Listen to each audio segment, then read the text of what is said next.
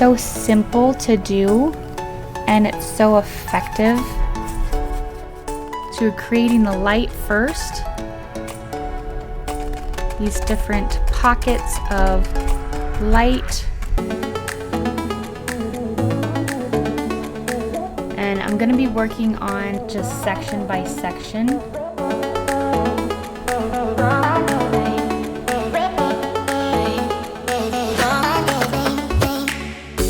Hi everyone, welcome back to my channel. Today is sort of a special day where I get to share my process for how I'm going to add some magic to our latest Cobalt class that we did over in Patreon.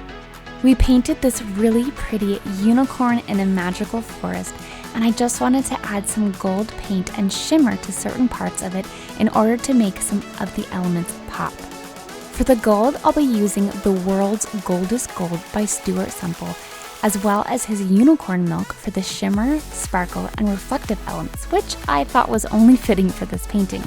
Please know I'm not a sponsor for Stuart Semple's paints, but I loved getting to use them in this painting and would highly recommend his products. I'll link all of the supplies that I'm using today in the description box below.